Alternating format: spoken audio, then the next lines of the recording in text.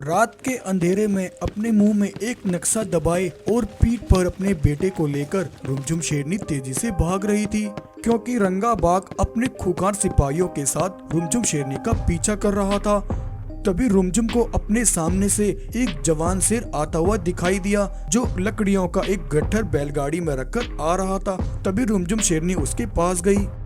तुम जो भी हो, मैं तुम्हें नहीं जानती, लेकिन इस समय ये नक्शा और मेरे बच्चे की जान खतरे में है, इसलिए मैं अपने बच्चे और इस नक्शे को तुम्हें सौंप रही हूँ। अगर ये नक्शा उनके हाथ लगा तो सब बर्बाद हो जाएगा। इस नक्शे से तुम्हारी किस्मत बदल जाएगी और फिर तुम इस नक्शे की बदौलत मेरे जंगल को भी खुशहाल रखना और साथ ही मेरे इस बच्चे का भी तुम ध्यान रखना। अब जाओ यहाँ से, वो आ रहे हैं। रघु अपनी लकड़ियों से बड़ी बैलगाड़ी छोड़कर उस नक्शे और रुमझुम शेरनी के बेटे को लेकर वहां से भाग गया। इससे पहले रुमझुम शेरनी वहां से भागती, तब तक रंगा बाघ अपने सिपाहियों के साथ वहां तक पहुंच चुका था। रुमझुम, कहाँ है वो नक्शा? चुपचाप वो नक्शा मेरे हवाले कर दे, वरना मैं तुझे जिंदा नहीं छोड़ूंगा। रंगा, अब मुझे मरने का कोई डर नहीं है, क्योंकि मैंने उस नक्शे को इस नदी में बहा दिया है। अब तू उस नक्शे तक कभी नहीं पहुंच सकेगा। पागल शेरनी, ये तूने क्या किया? रंगा ने गुस्से में आकर रुमझुम शेरनी पर हमला किया। तूने मेरी सारी मेहनत बर्बाद कर दी रुमझुम, अब जा, तुझे भी मैं इस नदी में बहा देता हूँ। इतना कहकर रंगा ने रुमझुम को नदी में धक्का दे दिया और उसे नदी में बहा दिया। महाराज, ये आपने क्या किया? आपने तो इस रुमझुम को ही मार डाला। अब हमें वो नक्शा कैसे मिलेगा? जरूर मिलेगा। ये नदी जहाँ पर खत्म होती है वहाँ हमें वो नक्शा एक ना एक दिन जरूर मिलेगा। तुम इस नदी का चप्पा चप्पा छान मारो, वो नक्शा मुझे किसी भी हालत में चाहिए। आखिर उस नक्शे में ऐसा क्या था जिसके लिए रंगा इतना पागल हो रहा था? दरअसल वृंदावन जंगल का राजा प्रताप शेर एक सच्चा और ईमानदार अमीर दौलतमंद राजा था। प्रताप के पास एक ऐसा खुफिया नक्शा था जिसके अंदर एक ऐसी रहस्यमय गुफा का राज था जो हीरे और सोने से खचाखच भरी हुई थी। उस गुफा में से सोना कभी खत्म नहीं होता था। उसमें से जितना सोना निकलता वो जादुई गुफा उतना ही सोना अपने अंदर फिर से भर लिया करती थी। प्रताप हर महीने उस गुफा में जाकर उस गुफा से सोना निकालता और उसे अपने जंगल में ले आता और उस सोने को प्रताप अपने जंगल के गरीब और मासूम जानवरों में बांट दिया करता था। इस सोने की गुफा की बदौलत प्रताप के जंगल में खुशहाली आ गई थी। धीरे धीरे प्रताप के जंगल का हर एक गरीब जानवर अब अमीर हो रहा था और चारों तरफ आसपास के जंगलों में प्रताप के जंगल की चर्चा होने लगी। लेकिन एक दिन ये बात घमंडी और लालची रंगा के कानों तक पहुंची, जिसकी एक विशाल ताकतवर सेना थी। रंगा, धीरे धीरे उस प्रताप का जंगल सोने की चिड़िया बनता जा रहा है। आसपास के जंगलों में हर कोई सिर्फ प्रताप की तारीफ करता है। खामोश हो जाओ चीता, ये सब सुनते हुए मेरे कान पक गए हैं। मुझे किसी भी कीमत पर वो नक्शा चाहिए जिसकी बदौलत वो प्रताप दिन ब दिन अमीर होता जा रहा है। हम आज रात ही प्रताप के जंगल जाकर उस पर धावा बोल देंगे।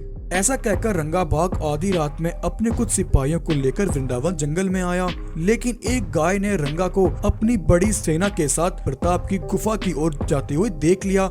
वो भागकर प्रताप के पास गई और उसने जाकर उसे सब बता दिया। गाय की बात सुनकर प्रताप गुफा के अंदर रखा नक्शा बाहर लेकर आया।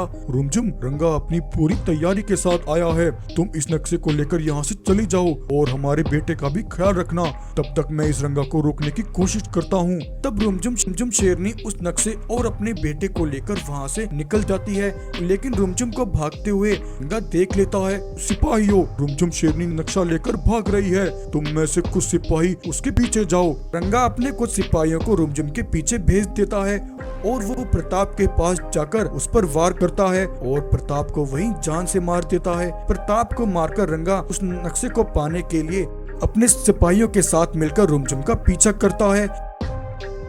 रघु उस नक्शे को लेकर अपने घर आता है। रघु के घर में उसकी बूढ़ी माँ, जो कई दिनों से एक लंबी बीमारी से पीड़ित थी।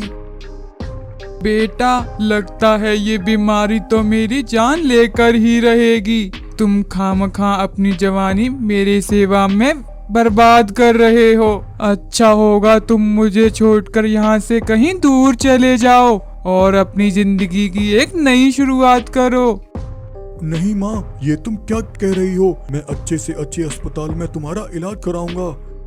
अरे बेटा, तू कितना भोला है। भला तू इतने सारे पैसे कहाँ से लेकर आएगा? मेरी बात मान और चला जा यहाँ से।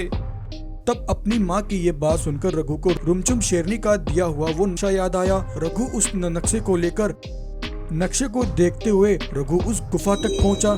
जब रघु ने उस गुफा के अंदर जाकर देखा तो वो गुफा सोने और हीरे से खचाखच भरी हुई थी। रघु ये देखकर हैरान हो गया। शायद इसीलिए उस शेरनी ने मुझे मेरी किस्मत बदलने की बात कही थी। तब रघु ने उस गुफा से कुछ सोना रखा और वो सोने को लेकर एक व्यापारी के पास आया और उस सोने को बेचकर उससे मिले पैसों से उसने अपनी माँ को अस्पताल में दाखिल करवाया। और फिर अगले दिन रघु वृंदावन जंगल में आया। वहाँ आकर उसने जानवरों को इकट्ठा किया। भाइयों, राज प्रताप और रुमझुम शेरनी के साथ जो कुछ भी हुआ मैं सब जानता हूँ। रुमझुम शेरनी ने मरने से पहले वो नक्शा मुझे सौंप दिया था और मुझे इस वृंदावन जंगल में तुम सबकी जिम्मेदारी भी सौंपी थी।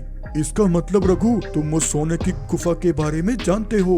महाराज प्रताप के मरने के बाद से वो रंगा बाग हर रोज यहाँ आकर हमसे उस नक्शे के बारे में पूछता है। रघु, चिंता मत करो भाइयों, आज के बाद वो रंगा कभी भी इस जंगल में नहीं आएगा। तब रघु ने जानवरों के साथ मिलकर एक प्लान बनाया और उसने एक गाय को नक्शा लेकर रंगा के पास भेजा। रंगा भाई, आज मैं जब नदी से पानी पी रही थी तब मुझे ये नक्शा पानी में बहता हुआ मिला। शायद तुम जिस नक्शे को ढूंढ रहे थे वो यही है। रंगा उस नक्शे को देखकर खुशी से हंसने लगा। हा हा हा हा हा हा हा। अरे वाह गाय, तुमने तो कमाल कर दिया, तुम्हें इसका इनाम जरूर मिलेगा। तब रंगा अपने कुछ सिपाहियों को लेकर उस नक्शे को देखते हुए एक गुफा तक पहुंचा। आखिरकार ये गुफा मुझे मिल ही गई और अब इसमें पड़ा सारा खजाना सिर्फ मेरा है। हा हा हा हा हा हा हा।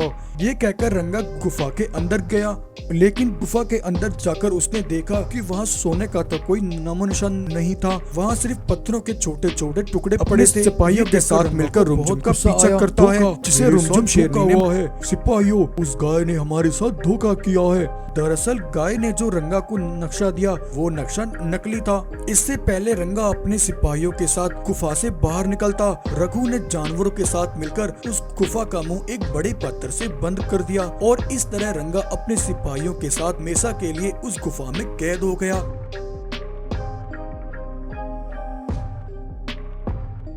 और वृंदावन जंगल आकर उसे जानवरों में बांट देता। गरीब रघु शेर की किस्मत अब बदल चुकी थी। वृंदावन जंगल के जानवरों ने रघु की नेकदिली और बहादुरी को देखते हुए उसे ही अपना राजा बना दिया और फिर रघु अपनी माँ के साथ हंसी खुशी वृंदावन जंगल में रहने लगा। तो ये कहानी आपको कैसी लगी? अगर कहानी पसंद आई हो तो वीडियो को लाइक, शेयर एंड चैनल को सब्सक्राइब जरूर करें।